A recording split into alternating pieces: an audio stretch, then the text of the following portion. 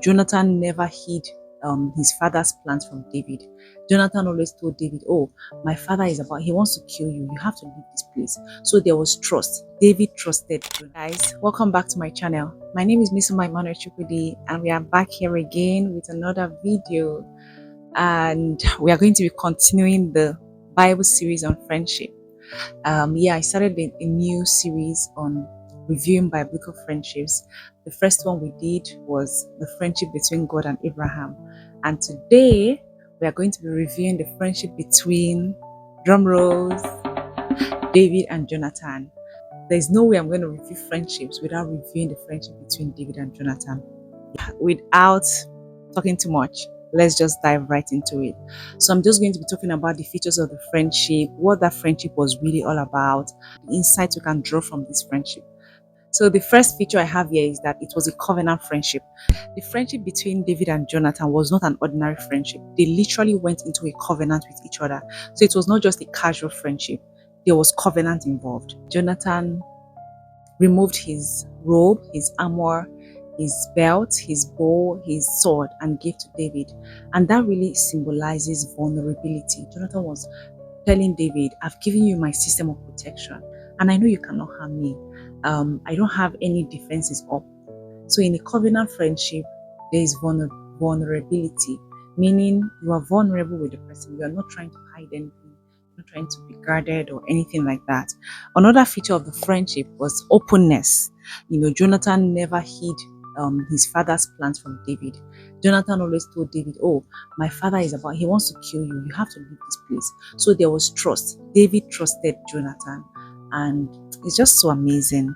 And another feature of the friendship was that there was no backbiting. Jonathan never spoke bad about David to the father.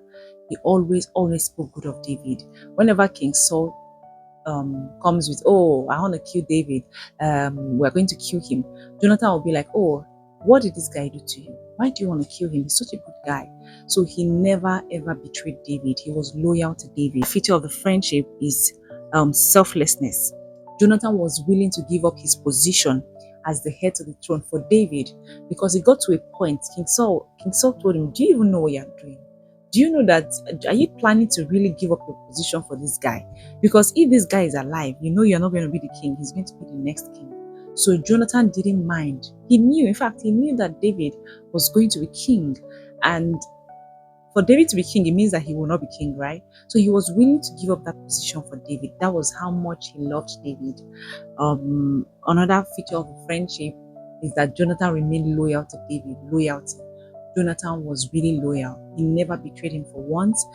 He gave him a sign that the father was going to kill him, and helped David to escape. And that was really amazing. Jonathan really helped David.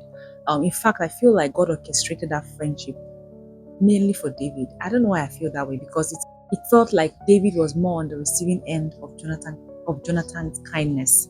So let me quickly discuss the lows of the friendship.